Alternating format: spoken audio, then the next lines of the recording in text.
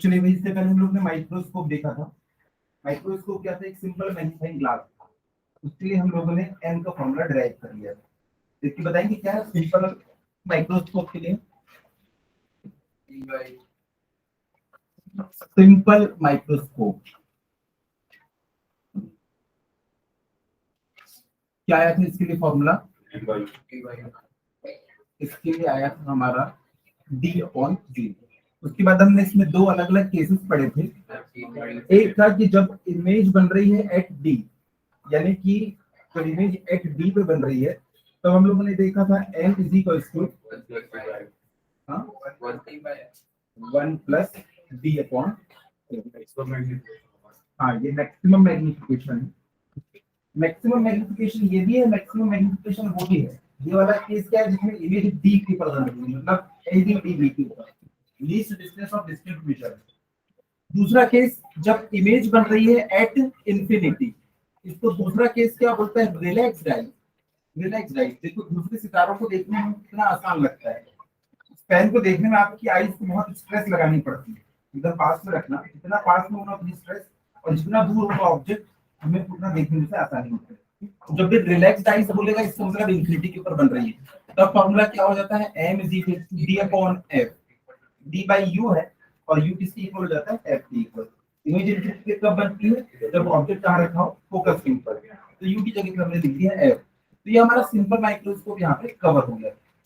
अब हमको देखना है यहाँ पे कंपाउंड माइक्रोस्कोप। तो देखो क्या होता है, इसकी जो मैग्नीफाइंग पावर है ना वो लिमिटेड है, लेकिन आपको देखना है और भी ज्यादा जूम करके।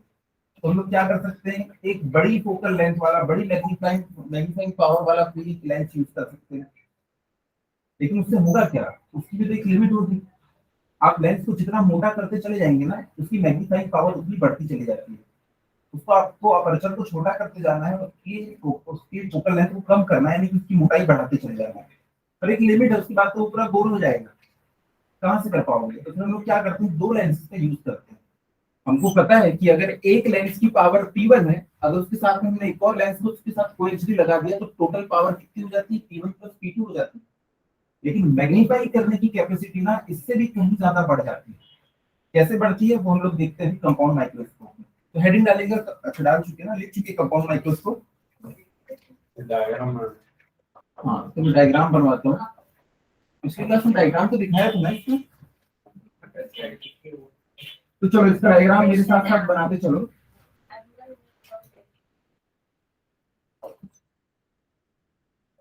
तो एक हो जाएगा हमारा प्रिंसिपल एक्सिस। सबसे पहले हमको प्रिंसिपल एक्सिस बनाना है नंबर। उसके बाद देखो यहाँ पे हम लोग बनाएंगे एक छोटा सा लेंस। एक छोटा सा मैंने लेंस बनाया। उसके बाद एक ऑब्जेक्ट है जिसको मैंने रखा है यहाँ। ये हमारा कोई ऑब्जेक्ट रखा हुआ है। इस ऑब्जेक्ट से दो रेज आएंगी। देखो इसका मैं फोकस बना लेता हूँ कि मैंने इसका जो फोकस है ना, यहाँ और यहाँ पे बना लिया। ये इसका प्राइमरी फोकस है, प्रिंसिपल फोकस है, इसका दूसरा फोकस है। फोकस के पीछे रखी हुई ये जो ऑब्जेक्ट है, तो बताओ उसकी इमेज कहाँ पे बनेगी? रियल बनेगी और इन्वर्टेड बनेगी, इस साइड बनेगी। यहाँ इसकी इमेज कहाँ पे बनेगी? रियल और इन्वर्टेड इस तरफ बनने वाली है। तो चलो इसकी इमेज को हम लोग बनाने की कोशिश करते हैं। इमेज बनाते हैं, कैसे बनाएंगे? एक लाइन जो है यहाँ से ड्रॉ करेंगे जो उसके प्रिंसिपल ऑप्टिकल सेंटर से क्रॉस होती हुई निकल जाएगी। ये देखो मैंने ऑप्टिकल सेंटर से पार होती बना दिया। यहाँ पे इसका ऑप्टिकल सेंटर। अब जो दूसरी रे है वो यहाँ से निकलेगी, यहाँ पे जाएगी, और उसके बाद कहाँ से पास होगी? फोकस। जो भी रे प्रिंसिपल एक्सिस के पैरेलल आती है वो फोकस से क्रॉस होती हुई जाती है। तो ये देखो दूसरी रे जो है ना ऐसी जाएगी, इसके प्रिंसिपल फोकस से पास होते हैं। अब यहाँ पे हमको क्या दिखेगा? ये जो पॉइंट था ना, इस पॉइंट का नाम था ए, इस पॉइंट का नाम था बी। ए से रेज चली थी जहां पे मिली, तो यहाँ पे क्या मिलेगा हमको? ए डैश मिलेगा। ए डैश मिलने वाला है यहाँ पे। इधर में मैंने बना दिया ए डैश, और यहाँ पे क्या बन जाएगा? B dash.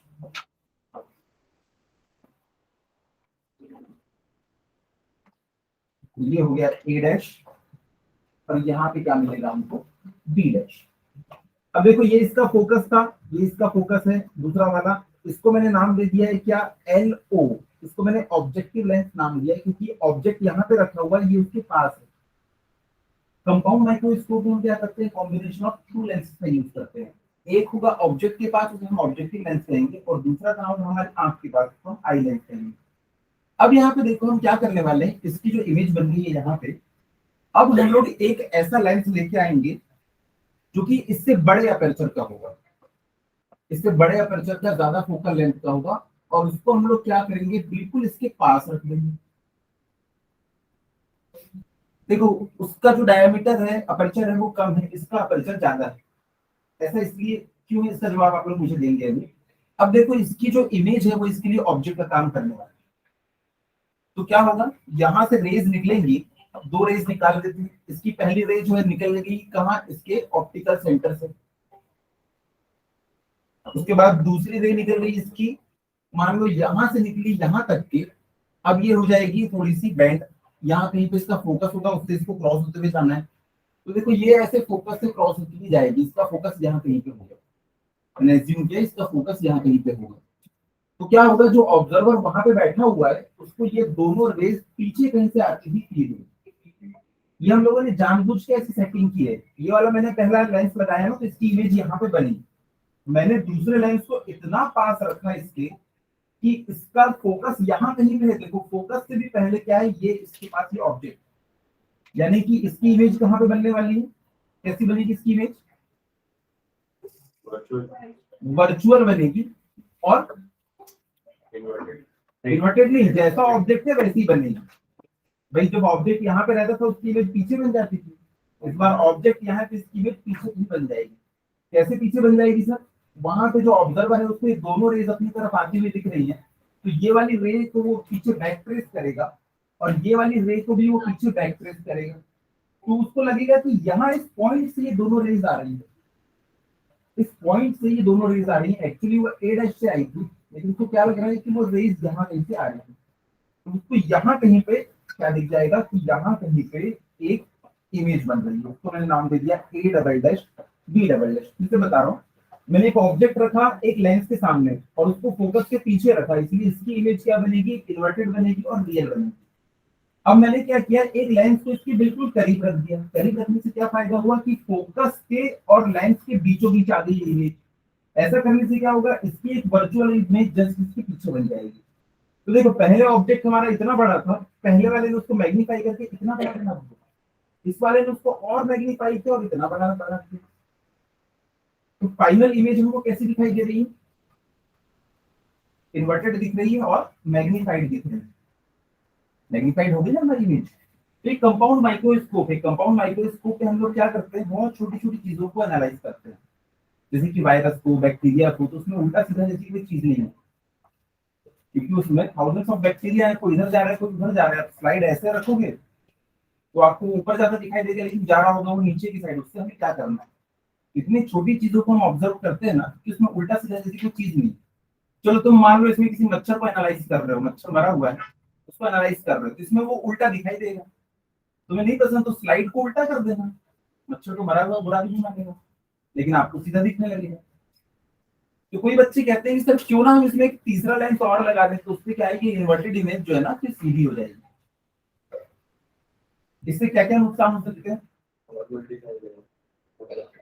नहीं वो तो फायदा हो जाएगा, नुकसान क्या होगा, सबसे पहली चीज फालतू का खर्चा, और दूसरी सबसे फालतू की चीज ये है कि जब भी रेज किसी लेंस के पास होती है ना तो उसकी इंटेंसिटी कम हो जाती है। तो इमेज जितनी शार्प और ब्राइट बननी चाहिए उतनी शार्प और ब्राइट नहीं बनती। याद है बाइनोकुलर में मैंने बताया था मिरर का यूज करने के बजाय हम प्रिज्म का यूज करते हैं, क्योंकि मिरर जो है ना बहुत सारी इंटेंसिटी को खुद खा जाता है।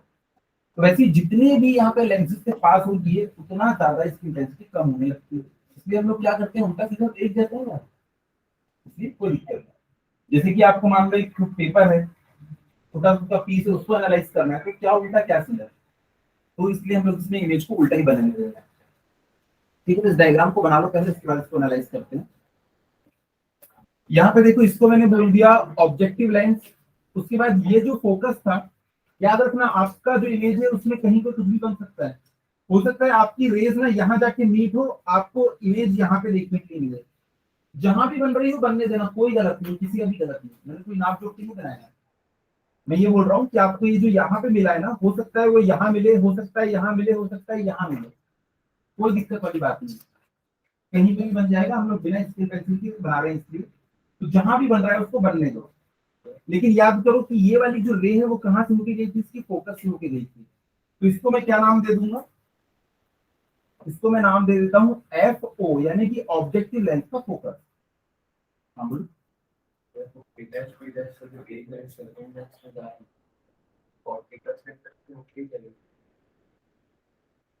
कोई जरूरत नहीं, तुम यहाँ से बना दो, यहाँ से एक ऐसी जाएगी ना तो वो ऐसी हो जाएगी। लेकिन क्या ये रूल है कि जो भी ऑप्टिकल सेंटर से जाती है वो सीधी ऐसी निकल जाती है, तो मैंने ऐसे निकाल दिया। दूसरा रूल क्या है, कोई भी रे अगर पैरेलल गई एक्सिस के तो वो फोकस से ही होके जाएगी, इसका फोकस नाम हमें पहले से पता होता है। तो क्या है, हम यहाँ से सीधा ऐसे ड्रॉ कर पाते हैं इजीली। तो कोई बच्चा बोलेगा ना सर ये ऐसे ही क्यों बनाया आपने, इसको ऐसा क्यों नहीं बनाया, अरे भाई ये फोकस से पास होके जाएगी और इसका फोकस हमको दिया रहेगा ना, बनाएंगे ना। अगर आपको पूरा डेटा गिवन हो कि फोकल लेंथ इसकी क्या है, तो डायग्राम बिल्कुल ऐसे ही बनेगा। तो दो रूल है कि अगर ऑप्टिकल सेंटर से क्रॉस हुई तो सीधी निकल जाएगी, तो हमने उसका फायदा उठाया। दूसरा फायदा क्या उठाया कि अगर प्रिंसिपल एक्सिस के पैरेलल है तो फोकस से होके ही जाएगी। तो हम जब इसको ड्रॉ करेंगे ना तो डायग्राम ऐसा ही बनेगा, डाइवर्ज होता है। अगर आप लोगों को नहीं पसंद इसको बनाना, इसको बनाना, तो फिर क्या कर सकते हो आप, बीच में यहाँ पे देखो मैं बना रहा हूँ, कहीं पे भी आप बना सकते हो। यहाँ पे आपने बनाया तो ये ऐसी चली जाएगी, उसके बाद यहाँ पे एक बनाओगे तो वो ऐसी कुछ चली जाएगी, लेकिन इसको हम जस्टिफाई नहीं कर सकते ना। हाँ तो वो उधर ही जाएगी, लेकिन इसको हम जस्टिफाई कर सकते हैं कि लाओ स्केल पेंसिल में बना के दिखाता हूँ, फोकस से पास होगी जो ऑप्टिकल सेंटर से डाइवर्ज होती हुई दिखेगी। ये डायग्राम बन गई। अब आप लोगों ने कल अपनी कॉपी में लिखा था, उसमें से बीटा और अल्फा देखिए क्या है।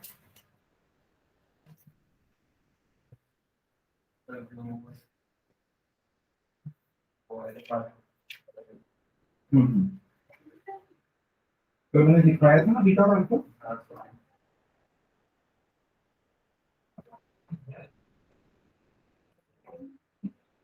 Magnified power of a compound microscope is defined as the ratio of the angle subtended at the eye by the final image to the angle subtended at the eye by the object when both final image and the object are situated at the least distance of distinct vision. ये last line सबसे important है, इसी से हम लोग का derivation complete होगा। जो माइक्रोस्कोप हम लोग यूज कर रहे हैं, हम चाहते हैं कि वो अपने मैक्सिमम पावर के ऊपर काम करे, मैक्सिमम मैग्नीफाइंग पावर के साथ। तो मैक्सिमम मैग्नीफाइंग पावर के ऊपर कब काम करेगा, जब इसकी इमेज कहाँ पे बनेगी, डी डिस्टेंस की। तो हम लोग ये पूरा डेरिवेशन क्या करेंगे कि अपना मैक्स, हम लोग क्या कर रहे हैं यहाँ पे मैग्नीफाइंग पावर निकाल रहे हैं, यानी कि मैक्सिमम मैग्निफिकेशन निकाल रहे हैं। तो जब इमेज बनेगी डी के ऊपर तभी क्या होगा, वो मैक्सिमम मैग्निफिकेशन शो कर पाएगी। ये पेन जो है बहुत दूर रखा हुआ है, लेकिन इस पेन में सबसे ज्यादा अच्छी क्लियर इमेज कहाँ दिखेगी, जब भी मेरी आंखों से 25 सेंटीमीटर दूर होगा। तो भाई इमेज भी कहाँ पे मुझे सबसे अच्छी दिखेगी, मेरी आंखों से 25 सेंटीमीटर दूर। तो हमने ये एज्यूम किया कि ये जो हमने लेंस लगाया है ना, वो इस इमेज को यहाँ से 25 सेंटीमीटर दूरी पे बना रहा है, यानी डी डिस्टेंस के ऊपर। तो देखो मैं ऐसा लिख सकता हूँ, इमेज डिस्टेंस, देखो वी से हम लोग क्या बनाते हैं, इमेज की डिस्टेंस, और मैंने ई क्यों लगाया है, ये आई लेंस है, इससे जो वी ई है वो किसके इक्वल है, डी के इक्वल।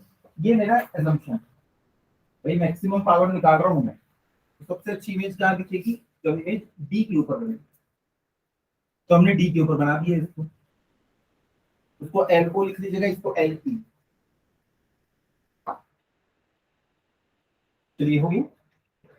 अब देखो मैंने एक चीज बताया था कि अल्फा और बीटा को हम लोग कैसे डिफाइन करेंगे, जो फाइनल इमेज मेरी आंख के ऊपर एंगल बना रही है। ये देखो ये जो फाइनल इमेज है ये मेरी आंख के ऊपर, यानी कि ऑप्टिकल सेंटर O2 पे जो एंगल बनाती है ना, उसी को हम क्या कहते हैं, बीटा। मैं बार बार कह रहा हूँ, जो मेरी आंख के ऊपर एंगल बनाती है, ये जो लेंस है ना मेरी आंखों के बिल्कुल पास में रखा हुआ है, इसलिए मैं क्या एज्यूम कर रहा हूँ कि O2 और मेरी आंख बिल्कुल एक ही पॉइंट के ऊपर। तो मेरी आई के ऊपर देखो ये फाइनल इमेज में जो एंगल सबटेंड किया वो क्या हो जाएगा, बीटा। और दूसरा एंगल अल्फा क्या होगा, ऑब्जेक्ट अगर डी डिस्टेंस के ऊपर हो तब वो क्या एंगल बनाता है। ये जो ऑब्जेक्ट है वो तो यहाँ पे ही रखा हुआ है, लेकिन हम इसको क्या करेंगे, उठा के वर्चुअली यहाँ पे पुट करके देखेंगे। तो मैं इसको वर्चुअली यहाँ पे ना पुट करके देखता हूँ कि मान लो वो यहाँ पे रहता तो वो कुछ ऐसा दिखाई देता है। ये वाले पॉइंट का नाम तो बी डबल डैश है, इस वाले का नाम मैं A1 नाम दे देता हूँ, इस वाले पॉइंट को मैंने A1 नाम दे दिया। हाँ, ये जो ऑब्जेक्ट है ना, अगर वो डी के ऊपर होता तब हमें हमारे पास, तब हमारी वो आंखों के ऊपर क्या एंगल सबटेंड करता, वो अल्फा होता है। ये यूनिफॉर्मिटी क्यों रखते हैं, ताकि अलग अलग लेंसेज को कंपेयर कर सकें। तो देखो, अगर ये ऑब्जेक्ट ए बी इस डी डिस्टेंस के ऊपर होता तो मेरी आईज के ऊपर जो एंगल सबटेंड करता ना, वही क्या कहलाएगा, अल्फा। बस इतनी छोटी सी बात। तो आप लोगों को मैग्नीफाइंग पावर का फॉर्मूला याद रहना चाहिए, हर केस में अलग अलग होते जाएगा। कंपाउंड माइक्रोस्कोप में क्या होता है कि इमेज को डी के ऊपर बना दो, इसके बाद टेलीस्कोप में भी हम लोग डी के ऊपर बनाएंगे, एस्ट्रोनॉमिकल टेलीस्कोप हो चाहे टेरेस्ट्रियल टेलीस्कोप हो, इमेज कहाँ पे बनाना है हमको, डी पे। और को ऑब्जेक्ट को भी हम लोग कहाँ पे बना दिए, इसमें डी के ऊपर। तो देखो, इसने एंगल बनाया बीटा, उसने एंगल बनाया अल्फा, तो यहाँ पे मैग्निफिकेशन क्या हो जाएगा, हम लोग मैग्निफिकेशन का फॉर्मूला देखिए, बीटा बाई अल्फा। मैग्निफिकेशन का फॉर्मूला है, उन्होंने डिफाइन करके रखा हुआ है कि ये क्या होता है, beta upon alpha, angle subtended by the final image on optical centre O2 to the angle subtended by the object when it is kept on D। तो क्या हो जाएगा, बीटा अपॉन अल्फा। इसको हम लोग क्या लिख सकते हैं, tan beta upon tan alpha. नीचे इसका रीजन लिख देना, since alpha and beta are very very very small, तो हम लोग इसको tan beta by tan alpha लिख सकते हैं। अब डायग्राम पे देखो, tan बीटा क्या होगा। tan बीटा को ना आप दो ट्रायंगल की हेल्प से निकाल सकते हो, एक ये छोटू ट्रायंगल की हेल्प से, दिस डिवाइड बाय दिस, और एक ये बड़े वाले ट्रायंगल की हेल्प से, दिस डिवाइड बाय दिस। हम किस ट्रायंगल की हेल्प से निकालेंगे, छोटू ट्रायंगल या बड़े ट्रायंगल? नहीं, बड़ा ट्रायंगल, क्योंकि अल्फा के लिए भी देखो ये वाली साइड जो है कॉमन हो जाएगी तो वो कट जाएगी, इसीलिए हम लोग क्या कर रहे हैं, बड़े वाले ट्रायंगल से निकाल रहे हैं। छोटा ट्रायंगल रखोगे ना तो उसमें कोई भी साइड कॉमन नहीं होगी, तो कट नहीं होगा। अभी देखो यहाँ पे कट हो जाएगा, तो हम लोग alpha M is equal to लिख सकते हैं tan बीटा। tan बीटा कितना हो जाएगा, यहाँ से देख के बताओ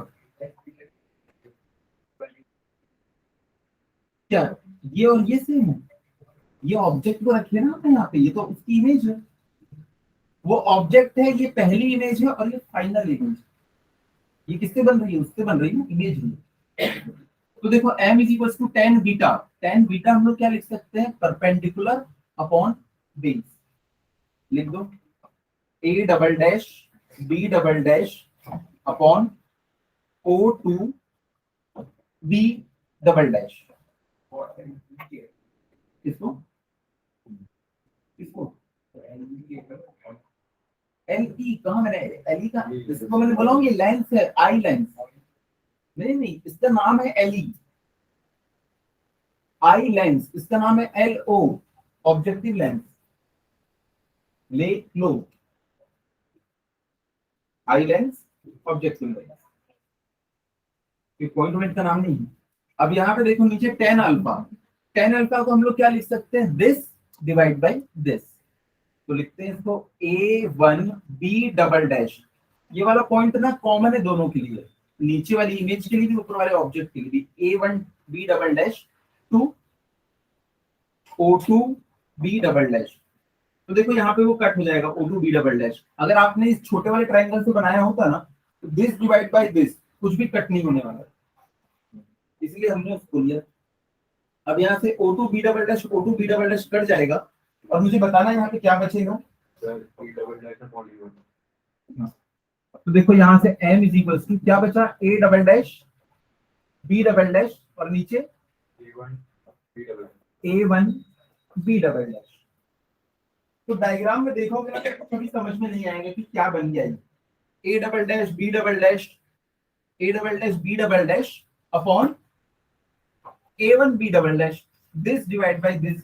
अब इसका हम लोग क्या करें, और देखो आपने ऑब्जेक्ट को भी बना दिया, फाइनल इमेज को भी बना दिया, और ये जो बीच में इमेज बनी तो हम लोग क्या करते हैं, इसको लेके आते हैं बीच में, उससे हमको एक फाइनल रिजल्ट मिलेगा। तो इसको अगर मैं मल्टीप्लाई और डिवाइड कर दूं, A dash B dash upon A dash B dash, इसको मैं रीअरेंज कर देता हूँ, इसके नीचे इसको ले आता हूं और इसको उसके नीचे ले जाता हूं, तो a double dash b double dash upon a dash b dash multiplied by a dash b dash upon a1 b double dash. Diagram में देखिए बताना, a double dash b double dash upon a dash b dash, a double dash b double dash upon a dash b dash, क्या है I by ओ नहीं है, image upon object. भाई ये तो ऑब्जेक्ट है ना इस वाले लेंथ के लिए, तो ये किसका फॉर्मूला आ गया, मैग्निफिकेशन का फॉर दिस लेंथ। तो फिर से बता रहा हूं, यहां तक के तो सबको समझ में आ गया, a double dash b double dash upon a dash b dash. तो a double dash b double dash क्या था, इमेज थी ये वाली, और a डैश b डैश क्या था, इसी का ऑब्जेक्ट था, I by O. I by O क्या होता है, मैग्निफिकेशन, और किसका मैग्निफिकेशन है ये, आई लेंस का। तो इसको लिख देता हूं क्या, एम ई। तो m is equals to m e multiplied by, अब देखो a dash b dash upon a dash b dash upon a1 b double dash. भाई ये तो इसके बराबर ही है ना, इसको तो मैं a भी लिख सकता हूं। तो दिस डिवाइड बाई दिस, फिर से I बाई ओ, किसका ये मैग्निफिकेशन, ऑब्जेक्टिव लेंस का। तो इसकी जगह पे क्या लिख देता हूं, मैग्निफिकेशन ऑफ ऑब्जेक्टिव लेंस। ये बहुत इंपॉर्टेंट हमारे पास फॉर्मूला आ गया है कि अगर एक लेंस आपने लगाया उससे आपको मैग्निफिकेशन मिल रहा था 5 का, आपने दूसरा लेंस लगाया उसका मैग्निफिकेशन है 6 का, तो आपको टोटल मैग्निफिकेशन कितने का मिलेगा, 6 प्लस 5 मिलेगा, नहीं 6 into 5 30 टाइम्स आपको मैग्निफिकेशन देखने के लिए मिलेगा। तो दो लेंसेज को एक साथ लगा के जो आपने कंपाउंड माइक्रोस्कोप बनाया ना, तो देखिए आपको कितना अच्छा मैग्निफिकेशन मिल रहा है, M E into M O. इसको नोट कर लीजिए।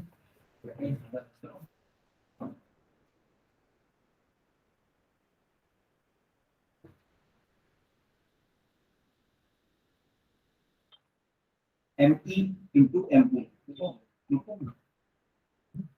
कितना नोट हो गया,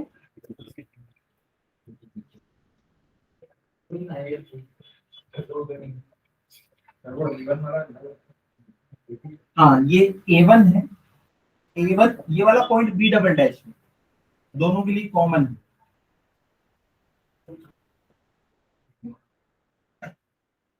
चलो अब यहां पे देखो,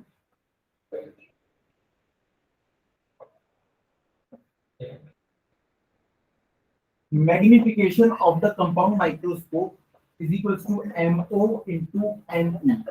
तो M, देखो MO ऑब्जेक्टिव लेंस का मैग्निफिकेशन, ये हमको निकालना है। तो कैसे निकाल सकते हैं, हम लोगों ने फॉर्मूला देखा था V बाई U, मैग्निफिकेशन का फॉर्मूला क्या होता है, I by O। I by O क्या है, इमेज अपॉन ऑब्जेक्ट, और किस डिस्टेंस पे इमेज, V डिस्टेंस पे। अगर आप लोगों को फॉर्मूला याद आ रहा हो, मैग्निफिकेशन का हमने लिखा था I by O is equal to V by U।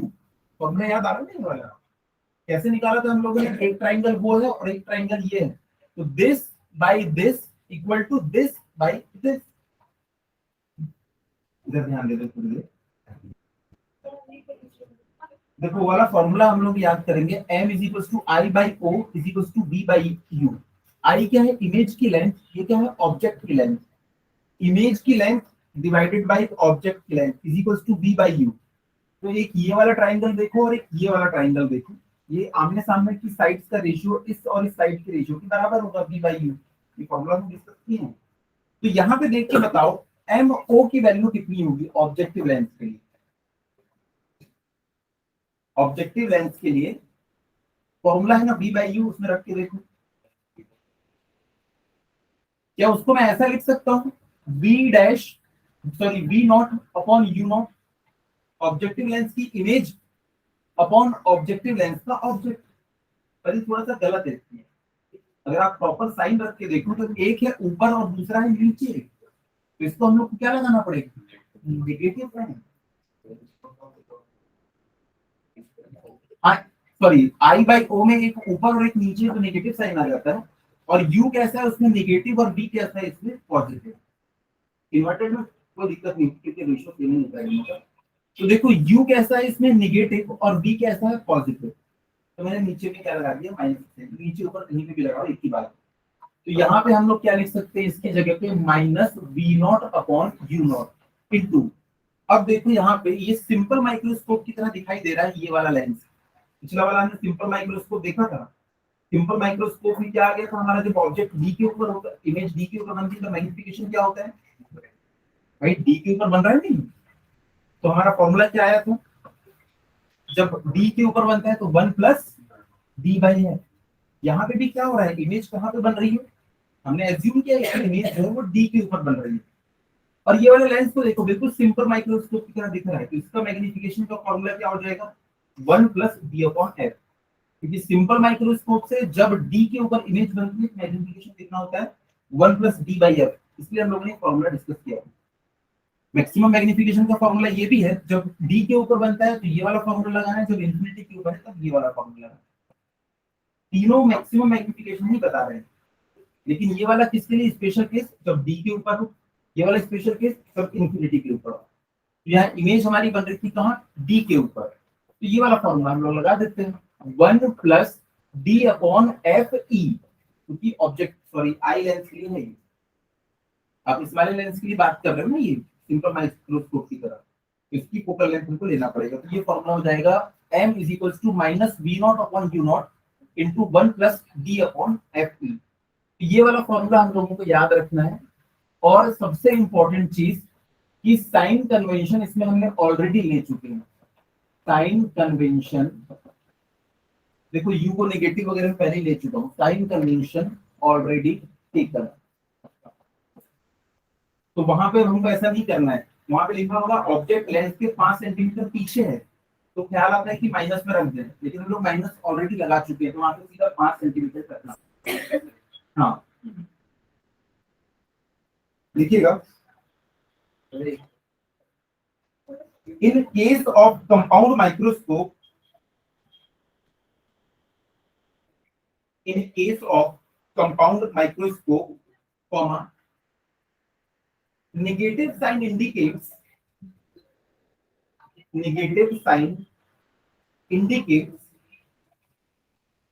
that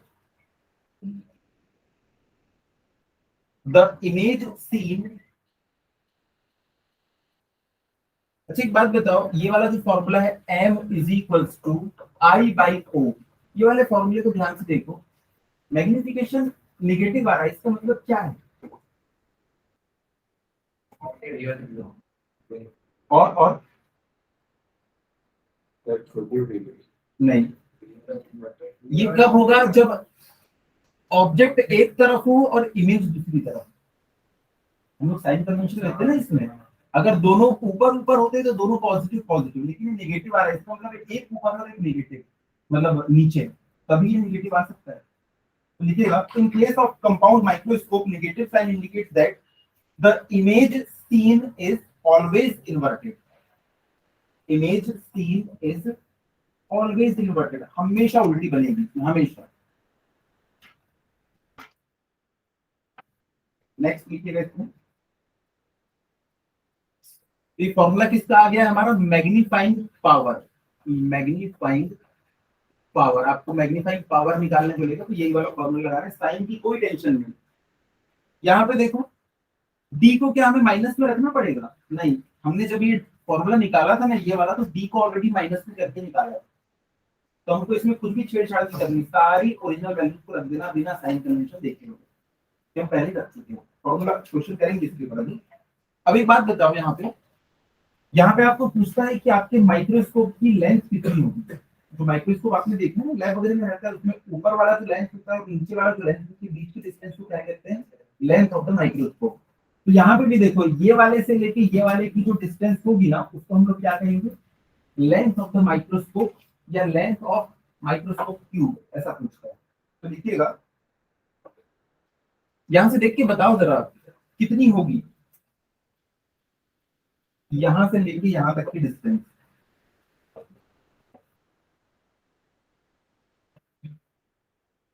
देखो यहाँ पे इमेज बन रही है, तो यहां से लेके यहां तक की डिस्टेंस को मैं क्या बोल सकता हूँ, V naught, V O, image of the objective lens.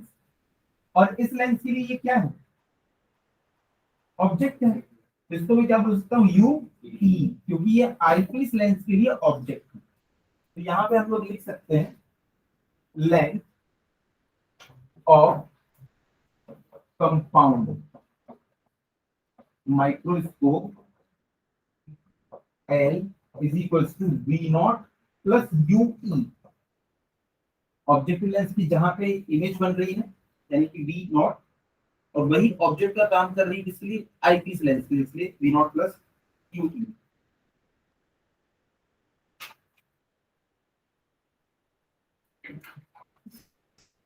उसके बाद लिखिएगा स्टार पॉइंट, स्टार पॉइंट। देखो इसमें एक छोटा सा एजम्पशन लेते हैं हम लोग, और उस फॉर्मूले को भी कई बार यूज करते हैं। हम एक ऐसा एजम्पशन लेते हैं कि ये जो ऑब्जेक्ट है ना, इस फोकस के बिल्कुल पास में रखा हुआ है, एकदम पास में, ये हमारा एजम्पशन। आप लोग देखना माइक्रोस्कोप में आप ऑब्जेक्ट को बहुत दूर रखते भी नहीं, एकदम उसके पास में रखते हैं। इसलिए हम ऐसा मानते हैं कि ऑब्जेक्ट जो है ना एकदम इसके फोकस ही पे रखा हुआ है। क्यों फोकस के इधर क्यों नहीं रखा है, ये तो इमेज इधर बन जाएगी ना। इसलिए हमने क्या किया है, उसको बिल्कुल फोकस के एकदम करीब रखा हुआ है, इतना करीब कि यू ओ जो है ना वो ऑलमोस्ट एफ ओ के इक्वल। उसके बाद दूसरा हमारा एजम्पशन ये होता है कि ये जो ऑब्जेक्ट है ना, ये जो इमेज बन रही है इस लेंस की, वो इसके बिल्कुल पास में रखी हुई है, एकदम पास में। अगर ये इसके एकदम पास में रखी हुई है तो देखो इनके बीच की जो डिस्टेंस है वही तो इमेज की डिस्टेंस है। तो दूसरा हमारा एजम्पशन क्या हो जाता है कि V नॉट किसके इक्वल है, L के इक्वल। मैं फिर से बता रहा हूँ, पहला एजम्पशन ऑब्जेक्ट बिल्कुल फोकस के ऊपर रखा हुआ है, तो U नॉट किसके इक्वल हो जाएगा, F नॉट के। और दूसरा एजम्पशन हमारा जो ये इमेज बन रहा है ना, वो कहाँ बन रहा है, इस लेंस को बिल्कुल एकदम चिपक के बन रहा है यहाँ। अगर इस लेंस को एकदम चिपक के बन रहा है यानी कि ना, देखो लेंथ ऑफ द ट्यूब क्या होता है, V नॉट प्लस UE। इसके कंपैरिजन में ना इसकी वैल्यू बहुत छोटी सी है, तो हम इसको नेगलेक्ट कर देते हैं, तो V नॉट किसके इक्वल हो जाएगा, L के इक्वल हो जाएगा। तो हमारा फॉर्मूला में देखो हम लोग क्या लिख सकते हैं, L अपॉन F नॉट। तो लिखिएगा एजम्पशन, हाँ कौन सा वाला, हाँ तो ये F नॉट ही नहीं लगा, समझा नहीं क्या बोल रहे हैं, किसको F में रखना है? अरे प्रभु दो फोकस होते हैं, दो। देखो फोकस दो होते हैं, ये वाला फोकस क्या डिसाइड करता है, इमेज कहाँ बनेगी, उधर बनेगी या इधर बनेगी। और ये वाला फोकस का काम क्या होता है कि ये रेज वहां से कन्वर्ज होती है। हाँ एफ नॉट ही बोलेंगे इसको हम लोग, ये भी एफ नॉट है और ये भी एफ नॉट, दोनों ही उसके फोकस होते हैं। लेकिन एक, अब देखो तुम यहाँ से रेज जाएंगे तो क्या होगा, वहां से कन्वर्ज होंगी, तो दोनों ही एफ नॉट क्या होगी, कहां से बी की बराबर हो जाएगा,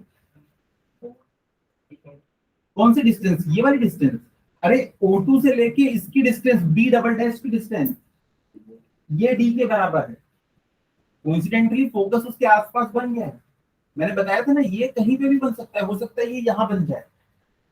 तो O2 से लेके O1 की डिस्टेंस होती है इसके बराबर, L के बराबर। और D किसे कहते हैं हम लोग, O2 से लेके ये B डबल डैश, ये फाइनल इमेज जहां बन, ठीक है। तो यहाँ पे देखो V नॉट को हमने कंसीडर कर लिया कि वो ऑलमोस्ट L के इक्वल है, मैं मैग्नीट्यूड की बात कर रहा हूँ। और U नॉट किसके इक्वल है, F नॉट के इक्वल है ऑलमोस्ट। चलो अब यहाँ पे वैल्यूज पुट करते हैं, पहले लिखिएगा स्टार पॉइंट बना के। If the object AB lies very close to F naught,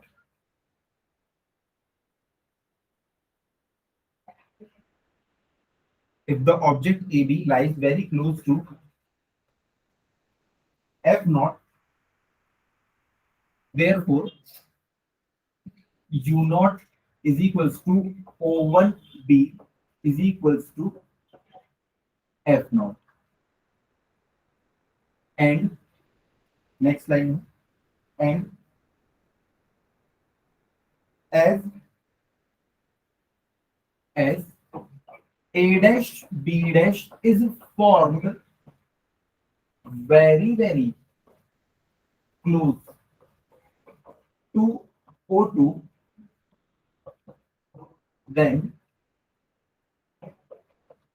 assuming कि O1 से लेके बी डैश की जो डिस्टेंस है ना, वो ऑलमोस्ट O1 O2 की डिस्टेंस के इक्वल, और O1 से O2 की डिस्टेंस ही क्या कहलाती है, L कहलाती है। ये हमारे assumption। Hence magnifying power, hence magnifying power is equals to m is equals to, ऊपर में आ जाएगा L, नीचे में आ जाएगा F not 1 plus D upon. Question में आपको दिया रहेगा कि जो इमेज है ना, वो दूसरे आईपीस लेंस के एकदम क्लोज बन रही है, और ऑब्जेक्ट जो है हमारा वो फोकस के बिल्कुल पास में रखा हुआ है। अब आप निकाल के बताइए मैग्निफिकेशन पावर कितना है, तो आप सिंपल ये वाला फॉर्मूला लगा देंगे। कितना समझ में? तो वो है ये एफ ई, यहाँ पे हम लोग ने डिराइव किया ना एफ ई, क्या ये M naught into M E है, और ये जो एम ई है, इसके पहले हम लोगों ने जब सिंपल माइक्रोस्कोप पढ़ा था तो ऐसी तो लेंस पढ़ा था, उसका मैग्निफिकेशन कितना आया था 1 प्लस डी अपॉन एफ। तो ये आईपीस लेंस की लिमिट ई लगा दूंगा, लिखिएगा for large magnifying power, for large magnifying power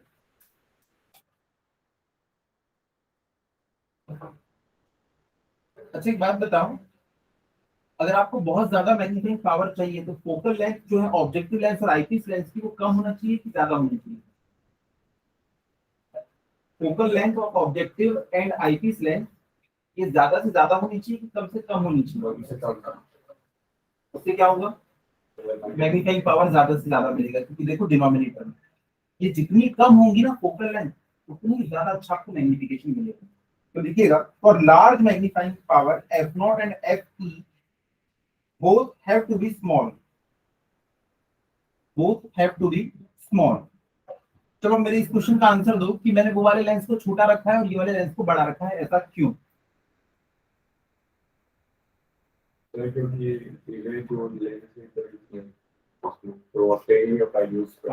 ये ऑब्जेक्टिव लेंस है, इसके सामने जो ऑब्जेक्ट रखा हुआ है ना, बैक्टीरिया वगैरह, बहुत छोटा सा है। तो यहाँ पे बड़ा वाला लेंस लगा के आप क्या करोगे, यहाँ पे हम छोटा लेंस लगाते हैं, लेकिन इससे जो इमेज बनेगी ना, वो ऑब्जेक्ट से काफी बड़ी होगी, इसलिए हम लोगों को यहाँ पे थोड़ा सा बड़ा वाला लेंस लगाना पड़ेगा, ताकि इसके लिए जो ऑब्जेक्ट है वो तो बड़ा है ना, इसका ऑब्जेक्ट छोटा है तो हमने छोटा लेंस लगाया, इसका ऑब्जेक्ट बड़ा है तो इसके सामने हमने बड़ा वाला लेंस लगाया। ये पूछता है 1 मार्क में, तो इसको हम लोग अच्छे शब्दों में लिखिएगा। दोनों सेम है तो काम सेम हो जाएगा, कई बार काम हो जाएगा लेकिन कई बार नहीं होगा। अगर इसकी जो इमेज मान लो आपने इतना बड़ा बनाया है इसको, और इमेज थोड़ी सी और बड़ी बन गई, तो आप मच्छर को देख रहे हैं, उसका सर दिख रहा है लेकिन उसके पीछे पैर नहीं दिख रहे हैं, कभी पैर दिख रहा है लेकिन कभी तो सर नहीं दिख रहा है, आपको बार बार एडजस्ट करना पड़ेगा। आपके घर के सामने, आपके खिड़की के सामने एक घर है, अब आप जितनी बड़ी खिड़की बनाओगे आपको सामने वाले घर उतना बड़ा दिखाई देगा। आपने अगर छोटा सा होल बना के रखा है तो सामने वाले का क्या छोटा सा एरिया दिखेगा। तो ये इमेज बहुत बड़ी बन रही है सामने, अगर यहाँ छोटू सा लेंस लगा दोगे तो आपको इसका छोटा सा हिस्सा दिखाई देगा। जब ऑब्जेक्ट बड़ा है तो ऑब्वियसली यार हम लोग लेंस भी थोड़ा सा बड़ा बनाएंगे, ठीक है? तो वो भी बिल्कुल पास में रखा हुआ है, एकदम पास में इमेज बनती है, अभी हम लोगों ने पता है। लिखिएगा star point,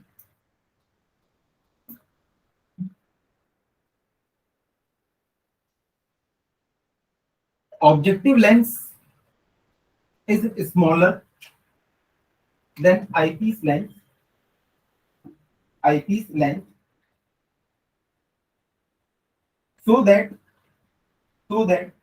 field of view, so that field of view, यानी जो कुछ भी आपको दिख रहा है उसका एरिया जो है उसको बढ़ाया जाता है, so that field of view may be increased। आपको पूछेगा 1 मार्क में ये लिखना है आपको, फील्ड ऑफ व्यू वर्ड पे याद करेंगे, फील्ड ऑफ व्यू को इंक्रीज करने के लिए हम लोग उसको बड़ा और उसको छोटा रखते हैं। चलिए क्वेश्चन लिखिएगा, a compound microscope uses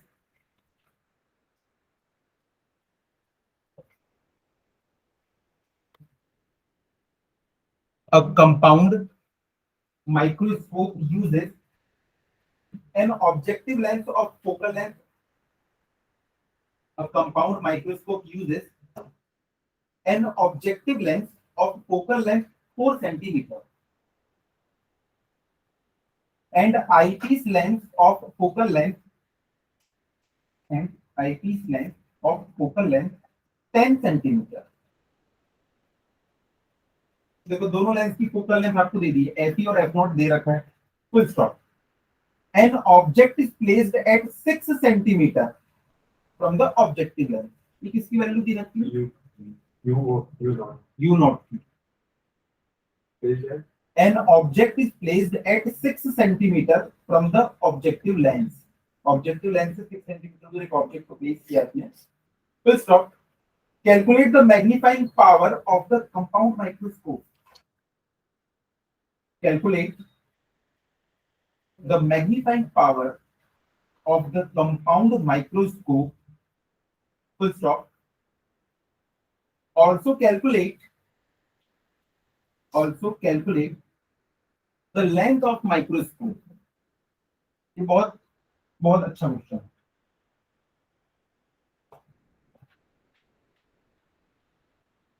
solve करना.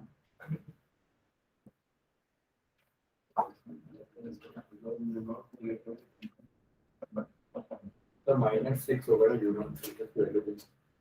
हम लोगों ने जब फॉर्मूला निकाला तो उसमें ऑलरेडी माइनस साइन पहले ही लिया था, तो हम लोगों को टेंशन नहीं है.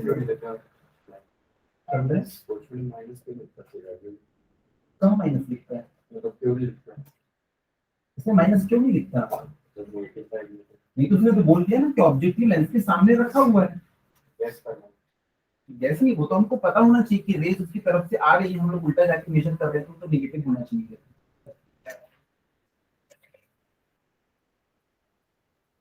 आपको ये दे रखा है, ये दे रखा है नहीं, आपको फोकल लेंथ दे रखा है एफ ओ एफ ई और यू ई. ये दिया है 4, ये दिया है 10, ये दिया है 6 सेंटीमीटर, ये भी सेंटीमीटर, ये भी सेंटीमीटर. ये वाला जो हम लोगों ने रिसेंटली फॉर्मूला डिराइव किया था ना, इसमें हम लोगों ने पूरा सबका ख्याल रखा हुआ है, कौन माइनस होता है कौन प्लस होता है. सॉल्व करके दिखाना है, यहाँ पे बताना नहीं. सॉल्व करो अपना. तो सबसे पहली चीज आपको क्या निकालना है इसमें? Magnifying power. अब मैग्नीफाइंग पावर का जो फॉर्मूला है वो देखो ये दिख रहा है आपको, -v नॉट और u not 1 + d upon f e. भाई d की वैल्यू तो सबको पता है कितनी होती है, 25 सेंटीमीटर. f e ये तो क्वेश्चन में गिवन है. u ऑफ ऑब्जेक्ट ये भी गिवन है. भाई क्या नहीं पता है हमको? v ऑफ ऑब्जेक्ट नहीं पता है. तो लेंस फॉर्मूला लगाएंगे, उसको निकालेंगे तो हमारा ये मैग्नीफाइंग पावर आ जाएगा. माइनस देखो मैग्नीफाइंग पावर अगला वाला निकाल लिया, -v not upon u not 1 + d/f. ये वाला फॉर्मूला.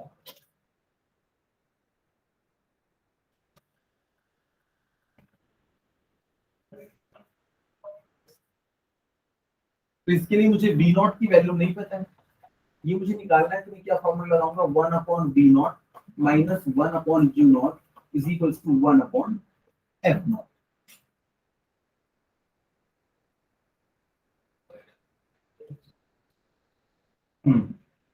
अब इसमें वैल्यूज रखी, क्या क्या वैल्यूज रखेंगे?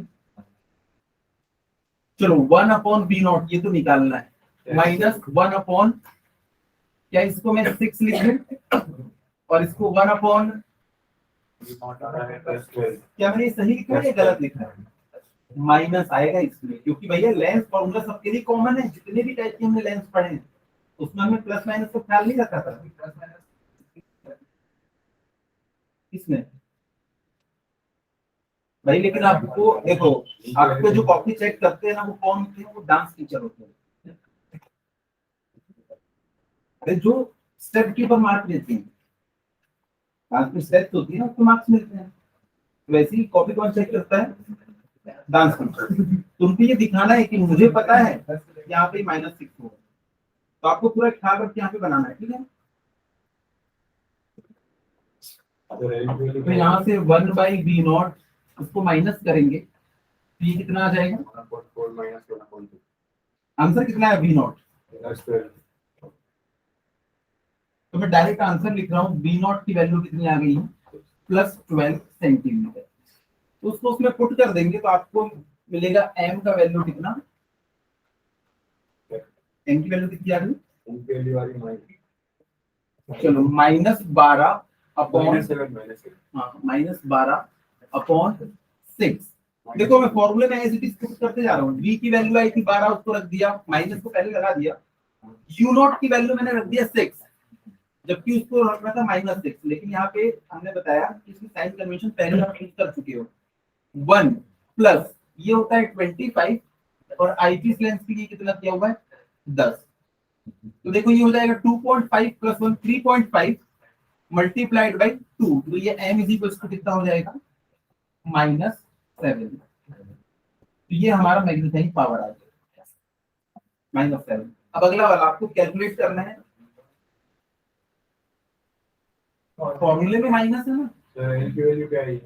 अभी इतनी है वैल्यू 8 आई. नहीं है।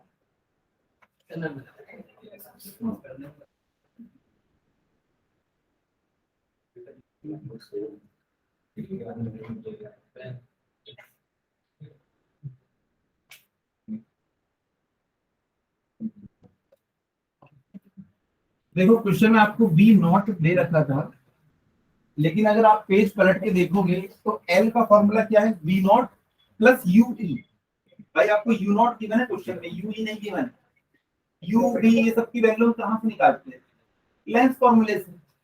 तो देखो हमारा जो आईपीस लेंस है उसके लिए हमको फोकल लेंथ भी पता है, और अभी अभी हम लोगों ने क्या निकाला है? अच्छा नहीं निकाला है, क्या करेंगे उस केस में बताओ।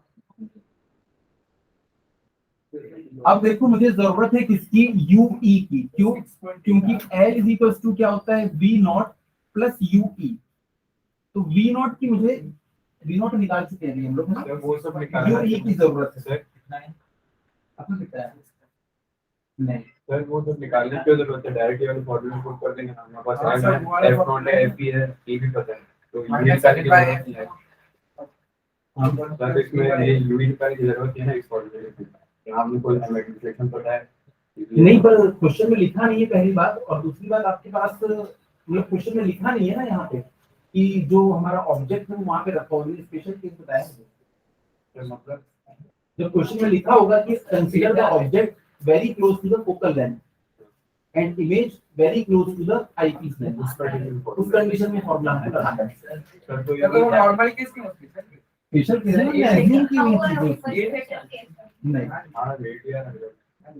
अरे देखो L is equal to V naught plus UE, ये हमारे पास फॉर्मूला है। UE पता नहीं है तो हम क्या करेंगे? VE minus UE is equal to 1/FE, ये फॉर्मूला लगाएंगे। अब एक बात बताओ, आईपीस लेंस की इमेज कहाँ बनती है?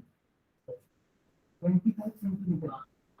तो यहाँ पे उसको क्या लोगे? -25, क्योंकि लेंथ फॉर्मूला है, इसमें हम लोगों ने कभी भी साइन कन्वेंशन पहले से एज्यूम नहीं किया था। दुनिया का कोई भी लेंस हो उसमें यही वाला फॉर्मूला लगता है, हमने उसमें क्योंकि साइन नहीं दिया है। तो इसमें इमेज कहाँ पे बनती है? 25 सेंटीमीटर पे, डी पे। अब इस डायग्राम को ध्यान से देखो, इमेज बन रही है इस तरफ, इमेज बन रही है इसके इस तरफ, तो क्या लोगे? -25 लोगे। बीई की एक्चुअल वैल्यू क्या हो जाएगी यहाँ से जब देखोगे? तो -25। लेंस फॉर्मूले में यही चीज है कि आपको साइन के साथ रखना पड़ेगा प्रॉपर। भैया रेज ऐसे आ रही हैं और आप उल्टी डायरेक्शन में जाके मेजर कर रहे हो, इसलिए क्वेश्चन में बताया इंपॉर्टेंट है। यूई ये है ऑब्जेक्ट आईपीस लेंस से कितनी दूरी पे रखा होगा, ये निकालना है। तो चलो इसमें वैल्यूज पुट करूं। VE is equals to -25 centimetre. तो 4.9 We know that V is equals to -25 centimetre. तो 4.9 क्या है? नहीं यार, आपको निकालना है UE ताकि आप L की वैल्यू निकाल सके। 0.7 UE कितना है?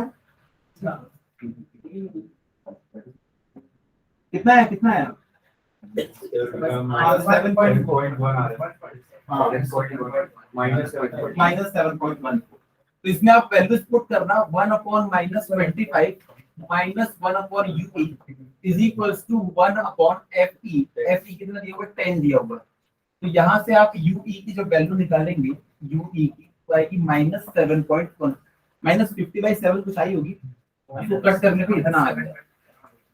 Therefore L is equals to 12 plus minus क्यों करोगे?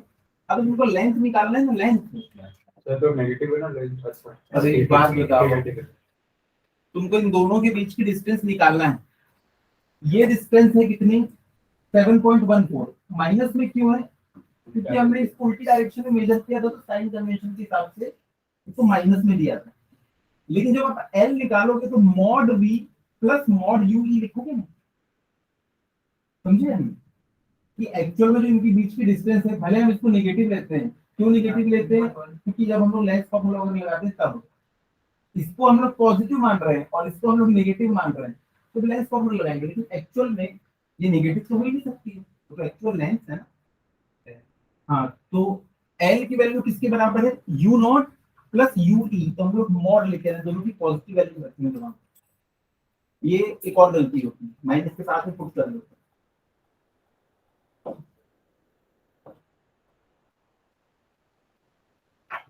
तो यहाँ पे हो जाएगा ये कितना? L is equals to 19.14 centimetre.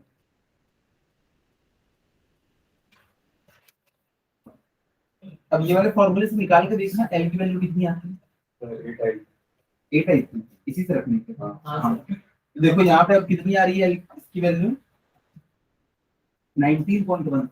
इतना ह्यूज डिफरेंस, क्योंकि क्वेश्चन में लिखा नहीं है ना कि ऑब्जेक्ट वहां पे रखा हुआ है। तुम लोग एक चीज देखो, यहाँ पे फोकल लेंथ दी हुई है इसकी कितनी? ऑब्जेक्टिव लेंस की फोकल लेंथ 4 सेंटीमीटर, लेकिन ऑब्जेक्ट कहाँ रखा हुआ है? 6 सेंटीमीटर। जब यू नॉट एफ नॉट के बराबर है ही नहीं, क्वेश्चन में ही दिया हुआ है कि उसके बराबर है ही नहीं, तो तुम लोगों ने इस फॉर्मूले में यहाँ पे कैसे रख दिया एफ नॉट की वैल्यू? समझ रहे हो ना? क्वेश्चन में अलग अलग दे रखा है, तो हमने कंसीडर किया कि U naught is equal to F naught. मैंने ये क्यों दिया कि मैंने छोड़ दूं जॉब। सर लेकिन अगर बिना ऐसे बोलेंगे एकदम क्लोज हो जाएगा तो हम अपने से अज्यूम कर सकते हैं। हाँ, अगर नहीं लिखा होगा ना कुछ भी, तो फिर आप लोग एज्यूम कर सकते हैं। क्वेश्चन तो नहीं तो देना पड़ेगा। अगर ये सब नहीं दिया होता ना तो हम उसको एज्यूम कर लेते हैं। क्वेश्चन आने के तो उसको आंसर आने के करना पड़ेगा। चलिए लिखिएगा नेक्स्ट टॉपिक, एस्ट्रोनॉमिकल टेलीस्कोप। इसको एक बार निहार लो,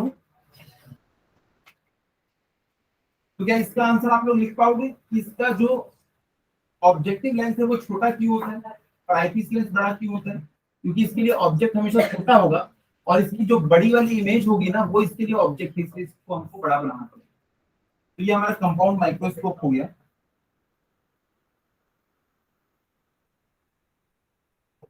इसका प्रॉपर डायग्राम मैं आप लोगों को दे दूंगा।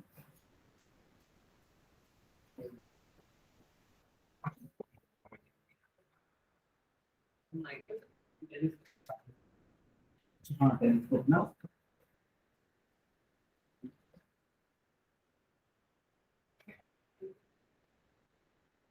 तो माइक्रोस्कोप का खेल खत्म हो गया। इसके ऊपर कुछ और क्वेश्चन मैं आप लोगों को होमवर्क में दे दूंगा, वो आप लोग बना लेंगे। तो ये देखो, ये था हमारा कंपाउंड माइक्रोस्कोप। अब देखो इसमें इमेज वगैरह कैसे बनती है, इस डायग्राम से आप लोग समझ पाओगे।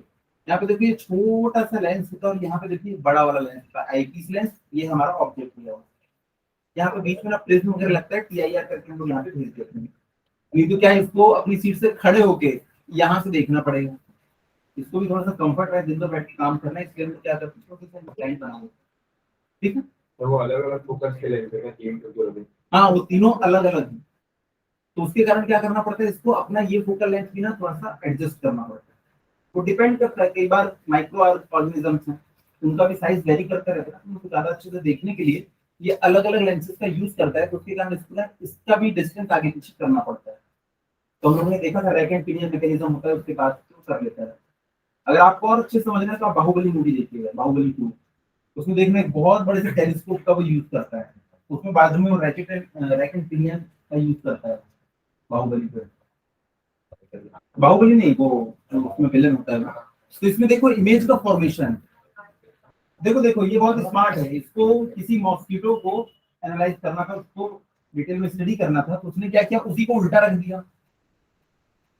मच्छर को देखो इसने उल्टा रख दिया है, ऑब्जेक्ट अब उल्टा है, तो उसकी इमेज देखो यहाँ पे थोड़ी सी बड़ी बनी। अब तुम इसके बराबर के यहाँ पे लेंस लगा देते तो क्या होता, दिक्कत हो जाती है ना। हो सकता है कि इसका मच्छर का सर नहीं दिखता, लेंस इतना छोटा हो जाता। तो हमने क्या किया, बड़ा वाला एक लेंस लगा। और ये जो इमेज बन रही है ना, इसका जो फोकस है वो यहाँ कहीं पे होगा, ये वाले का। और ये वाले का जो फोकस है, इस वाले का फोकस वो तो यहाँ कहीं पे, देखो फोकस से पास होती हुई जा रही है। तो इसकी जो इमेज है देखो पीछे में ऐसी दिखाई दे रही है। कितना क्लियर? तो देखो ऑब्जेक्ट हमारा उल्टा रखिए तो हमको इमेज कैसे दिख रही है, सीधी दिख रही है। चलिए अब नेक्स्ट है ये टेलीस्कोप। हाँ, तो टेलीस्कोप दो टाइप के होते हैं, एक जिससे हम ना अदर हेवनली बॉडीज को देखते हैं, जैसे कि स्टार्स को, प्लैनेट्स को, वो अलग टाइप के हैं। हाँ, और दूसरा हम लोग को क्या देखना होता है, टेरेस्ट्रियल टेलीस्कोप। जैसे कि मैच चल रहा है या दूर पे आपका दोस्त रहता है, वो क्या कर रहा है वो आपको देखना है, तो उसके लिए आपको अर्थ पे यूज करने वाला एक टेलीस्कोप चाहिए, टेरेस्ट्रियल टेलीस्कोप। ये कौन सा टेलीस्कोप दिख रहा है, टेरेस्ट्रियल। अच्छा इसको ध्यान से देखो, आपने माइक्रोस्कोप का भी कंस्ट्रक्शन देखा था थोड़ी देर पहले, और ये टेलीस्कोप का कंस्ट्रक्शन देखा, दोनों में कुछ बेसिक डिफरेंस दिख रहा है क्या? बड़ा लेंस बड़ा है, छोटा लेंस आगे बढ़ा है। एग्जैक्टली। यहाँ पे देखो जो आईपीस लेंस है वो छोटा है और जो ऑब्जेक्टिव लेंस है वो बड़ा है। मूवी देखना, जैक स्पैरो आता है, वो छोटा सा ये लाता है टेलीस्कोप, जब इसको देखता है तो फिर वो अपना दूसरा बड़ा टेलीस्कोप निकालता है। तो ये हमको टेलीस्कोप के बारे में पढ़ना है यहाँ पे। ये है हमारा एस्ट्रोनॉमिकल टेलीस्कोप। हमको पहले इसको पढ़ना है, उसके बाद हम लोग क्या पढ़ेंगे, इसके बारे में पढ़ेंगे। क्योंकि इसमें भी क्या होता है, हम लोग ना दो लेंसेज का यूज करते हैं, एक लेंस इधर पे होगा और एक लेंस यहाँ पे होगा। अगर दो ही लेंस का आप यूज करोगे तो जैसे कंपाउंड माइक्रोस्कोप में हुआ था, वैसी फेनोमेना यहाँ देखने मिलेगा, हमको इमेज उल्टी दिखेंगे। लेकिन हमको किसी प्लेनेट को देखना है, हेवनली बॉडी को, तो उसमें उल्टा सीधा सब चलता है। हमको उनके बारे में स्टडी करना है, प्लेनेट उल्टा भी होगा तो कोई फर्क नहीं पड़ता हमको। हबल भी देखेंगे अभी। इससे आप लोग शुरुआत में क्या किया था, गैलीलियो वगैरह थे, उन्होंने तो खुद का जुगाड़ करके टेलीस्कोप बनाया था, और उस समय उन्होंने जुपिटर के मून को देख लिया। आज की डेट में आपको मून ला के बनाने के लिए तो बहुत दिक्कत हो जाएगी, जबकि आपको रे ऑप्टिक्स भी पढ़ चुके हो। बना सकते हो आप लोग, बनाना चाहिए। और ये प्रोजेक्ट करना चाहिए। हाँ, तो यहाँ पे भी देखो। अच्छा ये क्या है पता है, वो लेंस वहां पर लगा है, जो आई लेंस है वो वहां पर लगा है, फिर वहां पर वो ट्रायंगल वाला जो पार्ट है वहां पर इक्वेशन लगा है, जिससे किया है बिल्कुल। अब क्या है, यहाँ पे ऑब्जर्वर को देखने के लिए ना घुटनों के ऊपर बैठना पड़ेगा और देखना पड़ेगा। इसलिए क्या करते हैं, यहाँ पे प्रिज्म लगा देते हैं, एक लेंस यहाँ, एक लेंस यहाँ, यहाँ से रेज आती है या यहाँ पे जाती है तो देख पाते हैं। तो यहाँ पे प्रिज्म लगा हुआ है। वो ऊपर वाला क्या है, गन जैसा, ये भी ये एक छोटा वाला रहता है, इससे ना आप कम से कम देख सके कि वहां पे कहाँ मेरे को फोकस करना है। इसका उतना ज्यादा पावर नहीं होता, उससे आप कम से कम मोटा मोटा एक आपको पता चल जाता है कि वो कहाँ पे। फिर आप इससे क्या करते हैं, जूम इन जूम आउट करते हैं। जैसे कि आपको मून के ऊपर कुछ एक क्रेटर को ऑब्जर्व करना, तो आपने क्या किया है, आपको तो पहले मून के ऊपर देखना पड़ेगा। इससे आप क्या करोगे, मून को देख लोगे इससे, ये और बहुत ज्यादा जूम करके मून पहुंच जाएगा। तो इसको आप क्या करोगे, मून के ऊपर एम करोगे। नहीं तो ये क्या है, इतना ज्यादा जूम करके रखा हुआ है, थोड़ा सा इधर उधर करोगे ना तो मून और इधर पे आपको कुछ और दिख जाएगा। तो इससे हम लोग पहले मून के ऊपर एम करते हैं, तब तक ये क्या करेगा, आपको मून की क्रेटर दिख पाएगा। ठीक है, तो ये हमारा माइक्रोस्कोप है। इसमें देखो यहाँ पे छोटू लेंस, यहाँ पे बड़ा लेंस, ये हमारा टेलीस्कोप है। यहाँ पे आंख के पास छोटा लेंस और दूर पे बड़ा वाला लेंस। लेकिन जब आप अर्थ के ऊपर टेलीस्कोप का यूज करते हैं, टेरेस्ट्रियल टेलीस्कोप का, तो वहां पे तो हमको उल्टा सीधा में फर्क दिखता है। आप दूर किसी का घर देख रहे हो, अगर उल्टा दिखेगा तो मजा नहीं आएगा। तो वहां पे हम लोग क्या करते हैं, इमेज को सीधा करने के लिए तीसरे एक और लेंस का यूज कर लेते हैं। ठीक है, थोड़ी सी शार्पनेस इंटेंसिटी कम होती है इमेज की, लेकिन चलता है। महंगा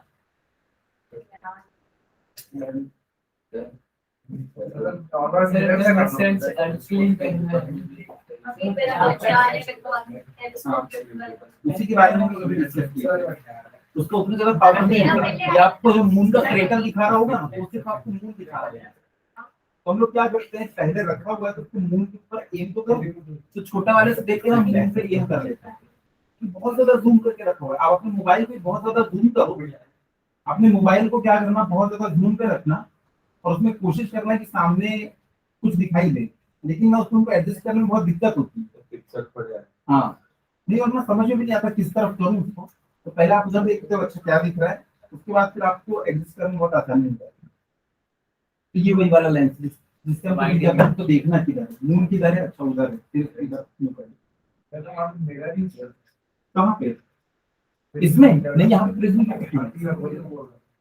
अरे प्रिज्म यूज कर सकते हो, यहाँ पे मिरर भी यूज कर सकते हो। चलो लिखो, astronomical telescope, N astronomical telescope. फिर जाके वो देखना बाहुबली टेलीस्कोप सीन, देखना कितने सारे वो ग्लास के पीस रखता है वो लेंसेज का। हाँ, नॉकर सबसे पहले आगे एक रखता है, फिर ये उसको ना थोड़ा सा फोकस उसका एडजस्ट करता है। देखना स्क्रीन पे जाके देखना। हाँ, हेडिंग डालना है एस्ट्रोनॉमिकल टेलीस्कोप। देखो अभी हम लोग ना ये वाला पढ़ रहे हैं जिसमें दो लेंसेज का हम लोग यूज करेंगे, astronomical telescope. An astronomical telescope is an optical instrument. An astronomical telescope is an optical instrument. Is an optical instrument which is used for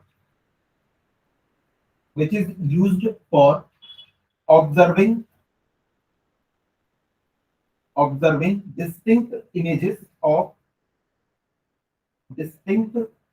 of heavenly body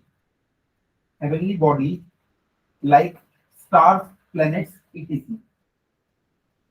आपको पता है हबल जो टेलीस्कोप है, जब उसको यहाँ से 400 किलोमीटर ऊपर लगाया गया था, तब उससे जो इमेजेस आ रही थी वो बहुत ब्लर इमेजेस आ रही है। तो उसको तो इंटरनेट नहीं, वो अलग चीज है, ये अलग ISS अलग है। हाँ, ISS अलग है, मेरे ख्याल से हबल 100 किलोमीटर ऊपर और ISS 400 किलोमीटर ऊपर।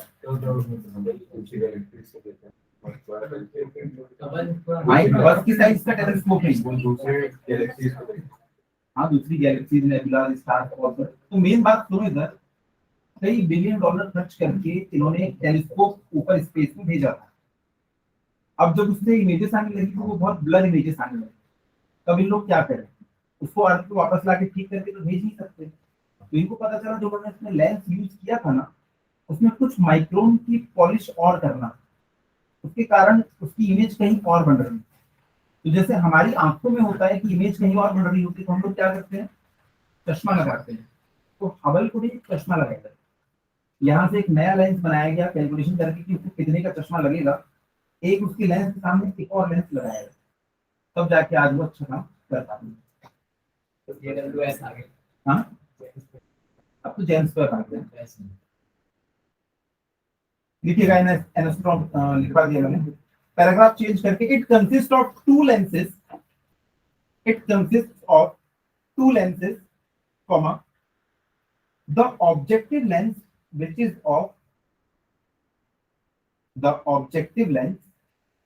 which is of large focal length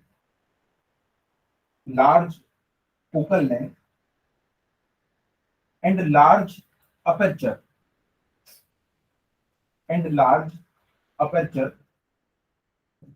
comma and the eye lens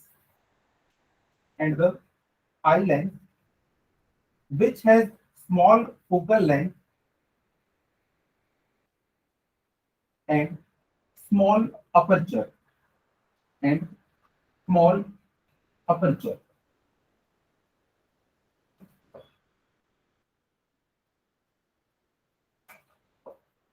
चलिए डायग्राम बनाना शुरू करते हैं। इसमें सामने जो लेंस होता है ऑब्जेक्टिव लेंस, उसका साइज ज्यादा बड़ा होता है। अब आप लोगों ने एक और चीज सुनी होगी कि इन्फानाइट का अगर कोई ऑब्जेक्ट रखा हुआ है, उससे जो रेज आती हैं वो कैसी हो जाती हैं,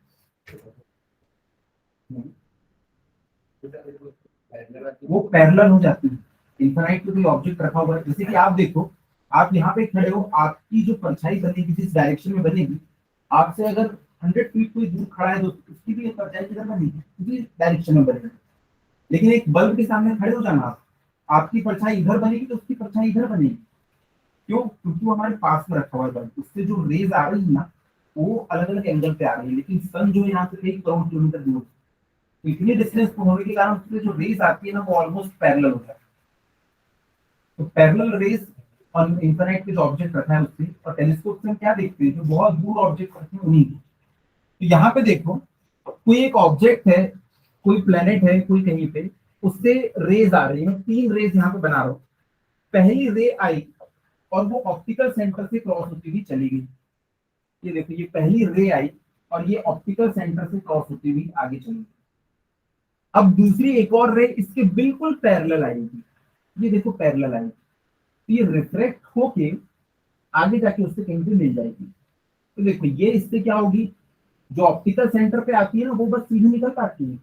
लेकिन जो भी रे इसके अलावा कहीं से भी आए, वो रिफ्रैक्ट हो जाती है। तो ये वाली रे भी ऑब्वियसली रिफ्रैक्ट होगी। तो ये रिफ्रैक्ट होके कहाँ जाएगी, इससे कहीं ना कहीं तो आगे जाके मिलेगी। तो देखो, ये इससे जाके यहाँ कहीं पे मिल जाती है। वैसी एक और रे यहाँ से आई थी, ये भी रिफ्रैक्ट होगी और ये कहाँ जाएगी, लेंस के नीचे वाले हिस्से में टकराई, तो ये इस तरफ जाएगी। तो पता है, ये जाके इससे यहाँ पे मीट करती है। आप खुद देखो, इस डायग्राम को इमेजिन करो, ये पीले वाले तीनों, अगर मैं इसको सीधा कर दूं, ये डायग्राम तो आप कई बार बना चुके हैं, ये डायग्राम आप लोग बना चुके हैं ना।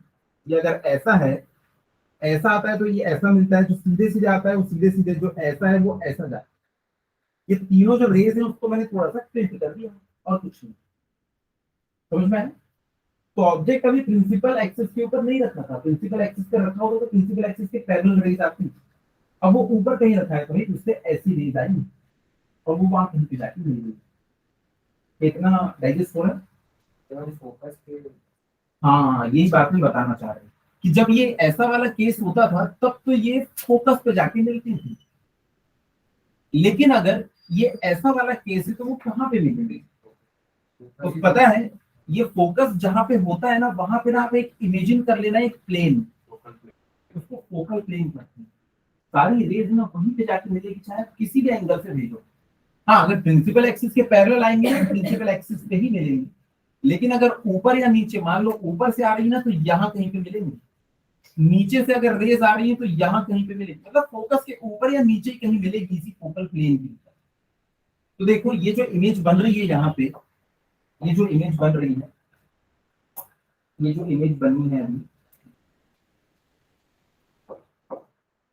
इसको मैंने बोल दिया ए डैश, इसको मैंने बोल दिया बी डैश। तो ये जो इमेज अभी बनी है, गौर से देख के बताओ, सीधी या उल्टी?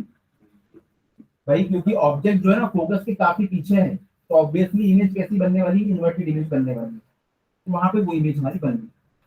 अब देखो, यहां से लेके ये हमारा ओवन है, इससे लेके ये वाली डिस्टेंस क्या कहलाएगी? यहाँ पे इमेज बन रही है, तो इसको हम लोग क्या कहेंगे, वी ओ कहेंगे। लेकिन खास बात ये भी है कि पैरेलल आई है रेस, तो वो कहाँ पे मिलती है, हमेशा फोकल पॉइंट के ऊपर मिलती है। अब फोकल पॉइंट देखो यहाँ कहीं पे, ये देखो, ये यहाँ पे फोकस है। फोकस के ऊपर या नीचे ही मिलेंगे। देखो भाई, जब भी रेस पैरेलल आएंगी, वो कहीं ना कहीं पे जाके मीट करेंगी। और कहाँ पे मीट करती है वो, या तो फोकस पे, या तो फोकस के ऊपर, या फोकस के नीचे। ऐसा नहीं कि तीनों यहाँ पे जाके मीट कर जाए, वो इसी फोकल प्लेन के ऊपर कहीं ना कहीं पे मीट करेंगे। तो देखो, यहां से लेके यहां तक की डिस्टेंस क्या है, फोकस है। और किसका फोकस है, ऑब्जेक्टिव लेंस का, तो इसको एफ ओ बोल दूं। सर वो 8 है सर, पॉइंट पे फोकस करें। इसको फोकस क्यों नहीं ले रहे हैं? हाँ, तो ये फोकस पॉइंट है ना आपके, यहाँ पे तो सबकी सब जाके मिल रही है। लेकिन ये वाला जो है हमारा फोकल प्लेन है, फोकल प्लेन के ऊपर मैंने एक पॉइंट ले लिया, वो कितना होता है, एफ डॉट। भाई, लेंस से कितनी डिस्टेंस की मिल गई, वी वी नॉट। भाई, ये वाली डिस्टेंस कितनी हो जाएगी, भाई फोकस के बराबर ही, चाहे ये वाली डिस्टेंस हो जाए तो प्रिंसिपल एक्सिस के ऊपर। नहीं समझ में आ रहा है इसमें? हाँ 2 से हो जाता, तो 3 दिखा दिया मैंने, क्योंकि उसको समझाना ज्यादा आसान हो जाता है कि ऐसे ऐसे ये हो जाएगा, 2 रेस से भी काम हो जाता है। लेकिन 3 रेस का डायग्राम हम लोगों को याद रहता है ना जनरली, तो तीनों को आपने ऐसा टेढ़ा कर दिया तो भी वो जहां पे जाके मिलेगी ना, वो कहाँ पे जाके मिलेंगी, फोकस के ऊपर या नीचे, क्योंकि सारी की सारी प्रॉपर्टी फोकल प्लेन पे ही मिलती है। तो फोकल प्लेन पे ही अगर जाके मिल रही है, ये प्लेन देखो कितना दूर है यहाँ से, एफ के डिस्टेंस के ऊपर है, और किसका फोकस, ऑब्जेक्टिव लेंस।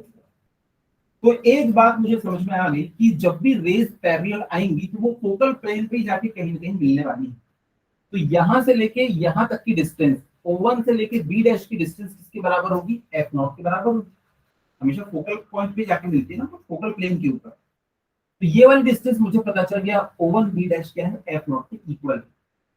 अब देखो मैं यहाँ पे एक चालाकी भरा काम कर रहा हूँ, मैं ऐसा करूंगा कि यहाँ पे ना एक लेंस को मैंने रखा, और इस लेंस को ना धीरे धीरे धीरे धीरे सरकाते हुए इसको लेके आऊंगा। ये जो हमारा लेंस था ना, इसका फोकस यहाँ पे था, FE बोल देता हूँ। लेकिन मेरी ऐसी इच्छा थी कि ये इसको मैं ऐसे सरका के लाऊं कि इसी पॉइंट के ऊपर मेरा ये भी आ जाए। कर सकते हैं ना हम लोग ऐसा।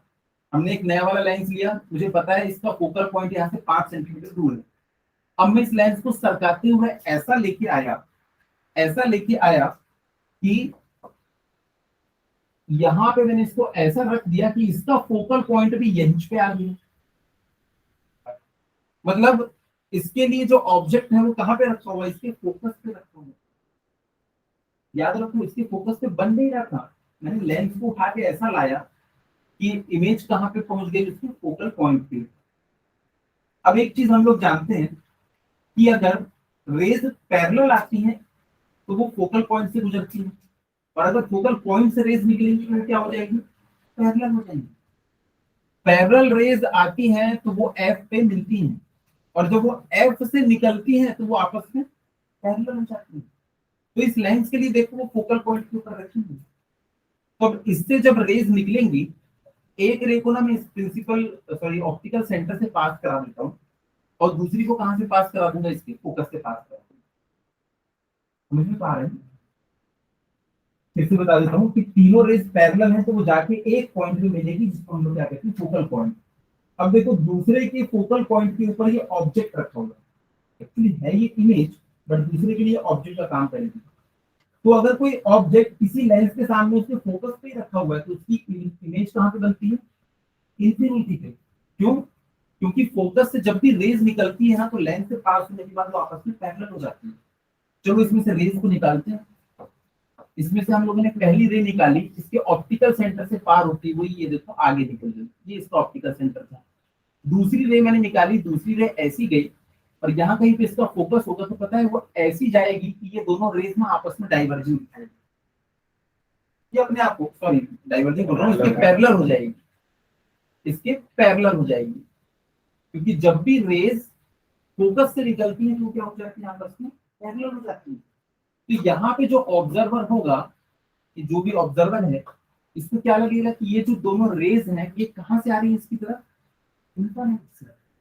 तो ऑब्जेक्ट भी कहाँ पे रखा हुआ है, इंफिनिट पे, ऑब्जेक्ट एट इंफिनिट। और देखो वो इनको बैक प्रेस करेगा तो ये पीछे जाके इंफिनिट पे मिलेंगी ये दोनों रेज, ये देखिए पीछे जाके इंफिनिट पे मिलेंगी। तो इमेज भी हमको कहाँ पे मिल रही है, इंफिनिट। तो हम लोग ना इसमें 2 केस पढ़ने वाले हैं, जब इमेज इंफिनिट पे मिले तब मैग्नीफाइंग पावर, और दूसरा इमेज कहाँ पे बने, डी पे बने तब कितना मैग्नीफाइंग पावर। बस 2 ही छोटे छोटे केस हैं इसमें। तो लिखिएगा ए, नॉर्मल एडजस्टमेंट।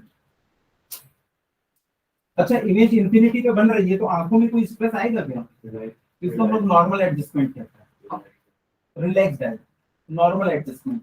टेलीस्कोप की केस में इसको नाम दिया गया है नॉर्मल एडजस्टमेंट। क्वेश्चन आएगा कि एक टेलीस्कोप है जिसमें नॉर्मल एडजस्टमेंट किया गया है, तो आप समझ जाना कि इमेज कहाँ पे बन रही है, इनफिनिट के ऊपर। तो नॉर्मल एडजस्टमेंट आपने लिखा ना, तो छोटा सा ब्रैकेट में अपने लिए लिख देना image at infinite, final image at infinite. याद रहेगा कि जब भी उसने बोला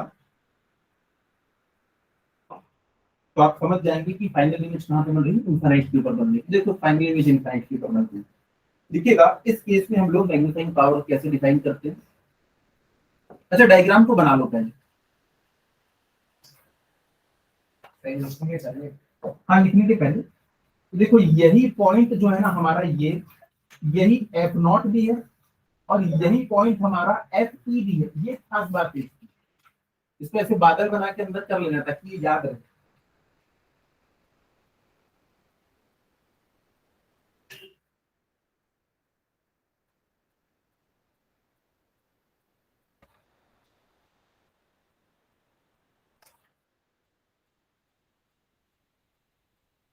अब यहाँ पे सेम हमको वही डेरिवेशन करना है, लेकिन उसके पहले मैग्नीफाइंग पावर को यहाँ पे हमको डिवाइड करना पड़ेगा, क्योंकि पिछले केस में हम लोग क्या एज्यूम करते थे, हमारा ऑब्जेक्ट कहाँ पे रखा हुआ है, डी डिस्टेंस के ऊपर रखा हुआ है, लेकिन यहाँ पे ऑब्जेक्ट को कहाँ से उठा के लेके आ पाओगे। तो यहाँ पे थोड़ा अलग तरीके से हम लोग मैग्नीफाइंग पावर को डिफाइन करेंगे। क्या रहेगा वो अलग तरीका?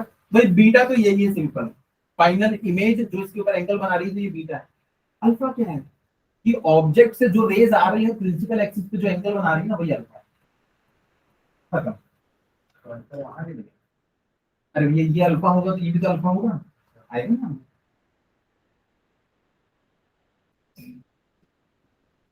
चलिए लिखिएगा।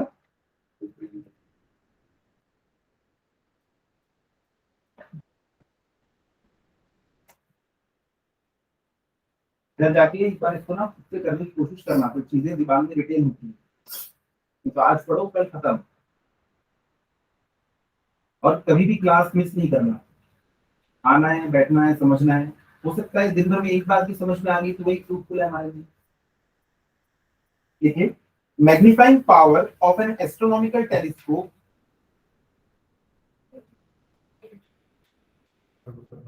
Magnifying power of N astronomical telescope in normal adjustment. Repeat कर रहा हूं, magnifying power of N astronomical telescope in normal adjustment is defined as the ratio of angle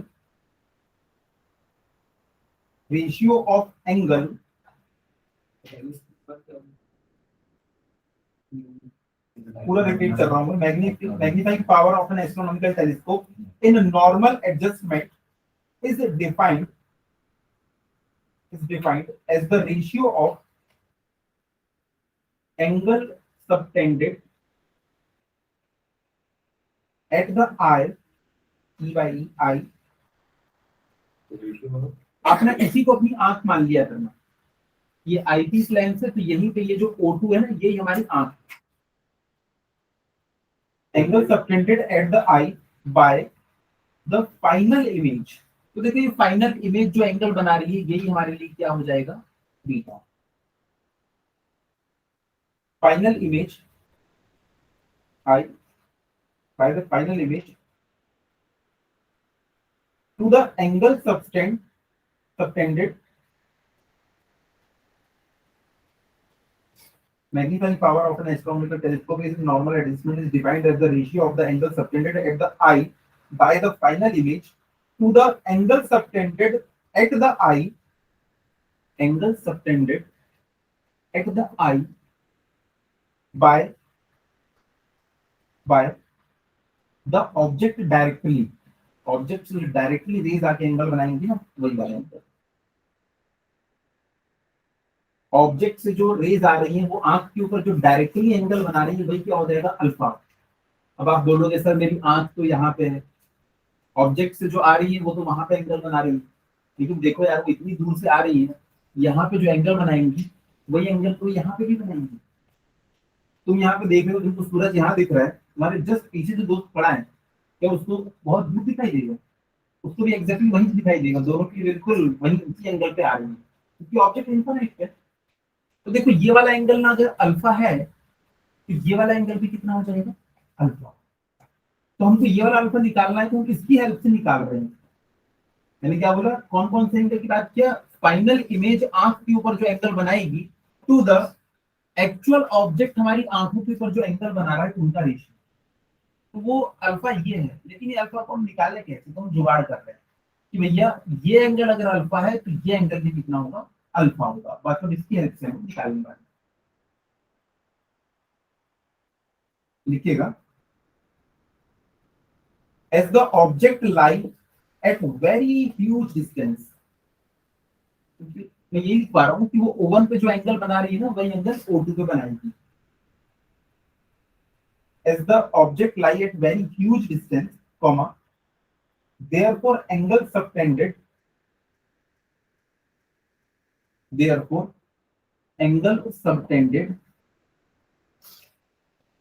by the object at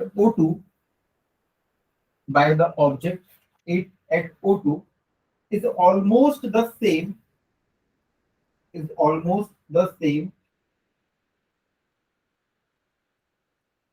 as the angle subtended by object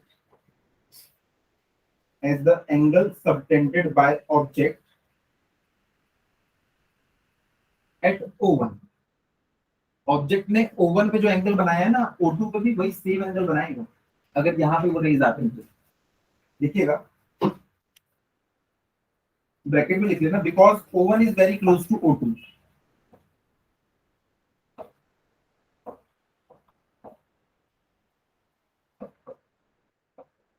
again वही formula, उसको हम लोग tan beta by tan alpha लिख सकते हैं क्योंकि angles जो है बहुत स्मॉल. लिखिएगा आगे. चलिए अब tan बीटा और tan अल्फा की वैल्यू बताना है आप लोगों को. tan बीटा डायग्राम में देखिए बता सकते हैं कितना होगा. ये बीटा निकालना है दिस अपॉन दिस है ना, ये अपॉन ये. तो मैं लिख देता हूँ इसको tan बीटा को a dash b dash upon O2 b dash. ये वाली डिस्टेंस और उसको हम लोग क्या लिख सकते हैं a dash b dash upon O1 b dash. और देखो दो बादल बनाए हमने उनका काम आएगा. इसको हम लोग क्या लिख सकते हैं ये वाली डिस्टेंस को f नॉट और ये वाली डिस्टेंस को क्या लिख सकते हैं हम f. लिखेंगे अभी तो यहाँ तक के लिख लो. उसके बाद देखो a dash b dash cut रहा है इसको हम लोग लिख सकते हैं m is equals to O1 b dash to O2 b dash. और यही किसके बराबर हो जाएगा F O upon F E. लेकिन मैग्निफिकेशन के जितने भी हमने फॉर्मूले डिराइव किए ना उसके साइन कन्वेंशन पहले ही ले लिया है. तो यहाँ पे मैं देखो एफ ई को क्या लूंगा नेगेटिव क्योंकि देखो एफ नॉट ओ इसका फोकस जो है वो तो आपको पॉजिटिव डायरेक्शन में जाके मिल रहा है लेकिन इसका फोकस आपको कहाँ मिल रहा है नेगेटिव डायरेक्शन में जाके. इसको हम लोग क्या लिख लेंगे minus. O1 b dash distance positive direction में है और O2 b dash distance negative direction में. तो ये हमारा फॉर्मूला आ गया. तो डब्बे में बंद कर लीजिएगा कि m is equals to f naught upon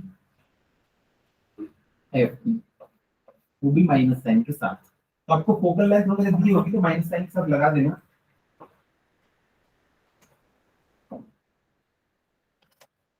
यहाँ पे भी देखो हमको माइनस साइन मिल रहा है मैग्निफिकेशन में. इसका क्या मतलब होगा रियल की बात नहीं हुई इन्वर्ट है.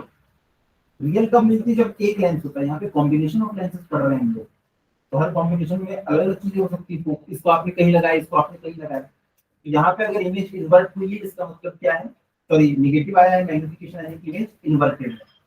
आपको फॉर्मूला पता है ना m is equals to i upon o. ये माइनस में कब आ सकता है जब इमेज और ऑब्जेक्टिव में ऑब्जेक्ट में कोई नेगेटिव. नेगेटिव कब होगा जब दोनों की डायरेक्शन अलग अलग होगी. तो यहाँ पे लिखिएगा star point.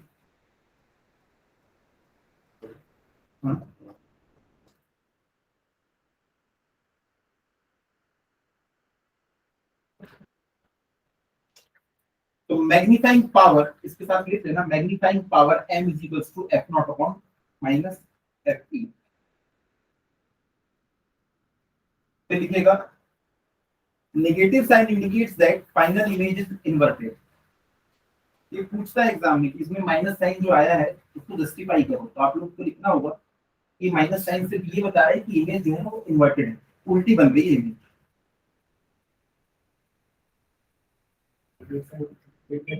Negative sign indicates that final image is inverted, उल्टा इमेज, उल्टा। हो गया। अच्छा, इसमें टेलीस्कोप की लेंथ कितनी हो जाएगी? F naught plus F. Image कहाँ बन रही है? एफ नॉट पे, और इसके लिए इमेज कहाँ बन रही है? इसके एफ पे। तो लेंथ ऑफ द टेलीस्कोप कितना हो जाएगा? F naught plus F. लिख लीजिएगा, length of telescope L is equal to F naught plus F. अब बच्चे पूछते हैं सर इसमें माइनस एफ क्यों नहीं किया? भाई तुमको डिस्टेंस मेजर करना है यहां से लेके यहां तक की। जिस बंदे ने रे ऑप्टिक्स नहीं पढ़ा है वो तो आएगा, टेप उठाएगा और बताएगा सर इतना है, इसको और इसको जोड़ देते, मुझे क्यों बुलाया? तो फिर आप बोलोगे अरे यार मैंने साइन कन्वेंशन ले लिया तो माइनस एफ कर दिया। वो भी हंस देगा कि सर जब दोनों इतनी डिस्टेंस में तो डायरेक्ट ऐड कर दो, कहाँ साइन कन्वेंशन में जा रहा है? समझ में आ रही? क्यों नहीं किया माइनस में? क्योंकि यहाँ से यहाँ तक की डिस्टेंस निकालना है तो दिस प्लस दिस आपको करना पड़ेगा, दोनों को पॉजिटिव करना। इसमें 2 लाइन और लिखना है। Thus, to increase magnifying power, sir comments पूछता है एग्जाम में। Thus, to increase magnifying power of an astronomical telescope in normal adjustment,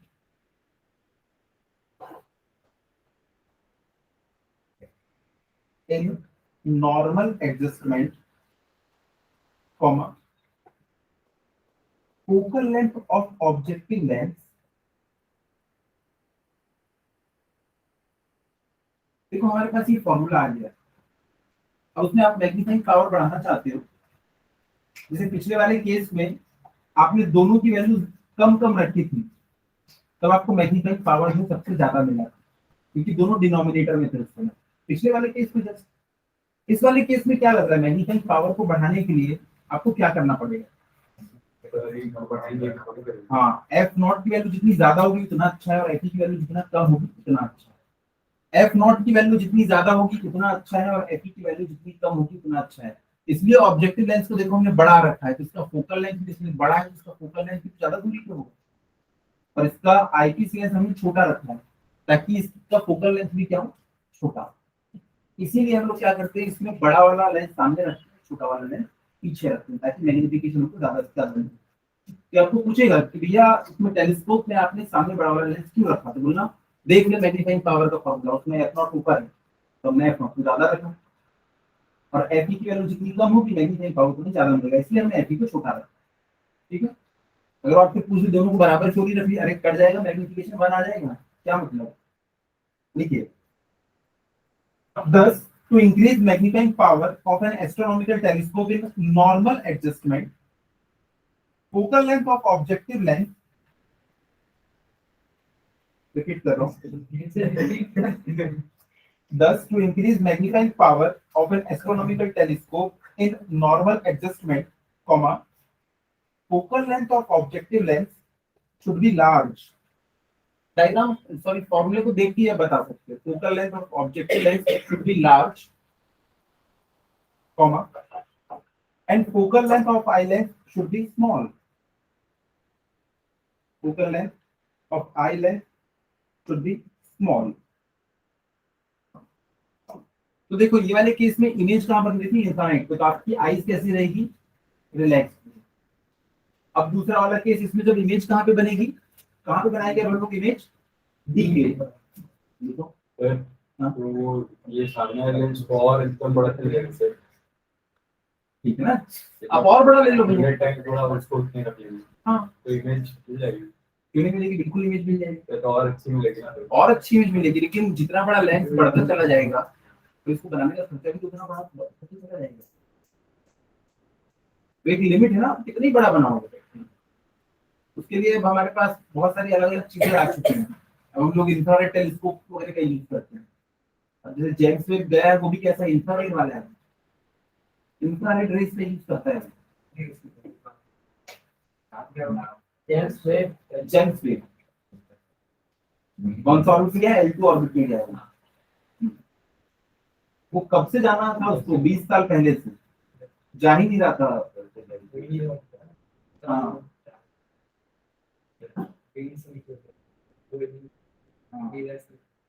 ये टोटली सब कुछ, लेकिन वो उसमें कोई भी उसका एरर नहीं चाहती थी, क्योंकि वो यहाँ से कई लाख किलोमीटर दूर गया, 10 लाख किलोमीटर दूर गया है ना।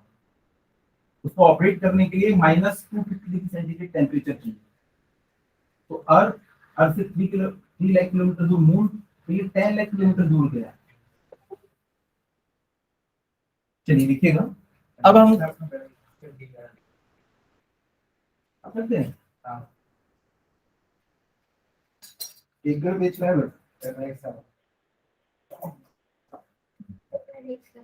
ये तो पेज भी रख ली अंदर। ठीक है, चलो नेक्स्ट क्लास में करते हैं। अरे इंडिया प्लीज क्या चीज है भाई? डिस्टेंस है ये कैसे पूरी बात से स्टार का लाइट से ही कर दिए थे हाँ, ये लाइट नहीं के भेज पे बना। हाँ, कैसे थे मैं तो कैसे लेना ना वो नहीं लेना अभी तो पहले का चाहिए था। आज का मेरा शेड्यूल सुबह 11:30 से 1 बजे तक के मैं स्टूडेंट बन के क्लास में बैठा हूँ। उसके बाद 2 से 6 क्लास लिए मैं ड्राइंग की क्लास पूरा घूम घूम के पढ़ाना होता है। हम आपको पढ़ाना भी पड़ता है। ड्राइंग इंजीनियरिंग ग्राफिक्स पढ़ा अभी ट्रैक में इजी बहुत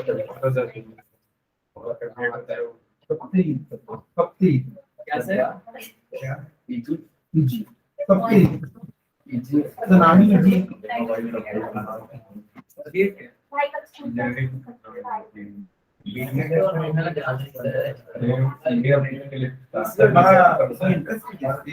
का मेरा भी बहुत ज्यादा है, मैं चेंज कब से इंतजार किया। हम निकल जब मेरा एंगेजमेंट थी ना, शूटिंग में पहले जाने वाला था 18 दिसंबर। हां तो इससे पहला मैं सोचा था भैया वो मैं देखता हूँ उसका लाइक देखता है, हालांकि एंगेजमेंट चलती रही, देखता हूँ मैं। एक्स्ट्रा मांगे में जाना है पर सर यहाँ इसलिए मेरा पैसे ही नहीं है सर उतना पैकेज सर स्मार्ट कर रहा सर अच्छा पैसे की बात करो, हाँ। तो पूरे पैसे नहीं दे रहा। नहीं कैसे नहीं सर कहाँ 1.5 लाख क्या सोच के बोल रहे हैं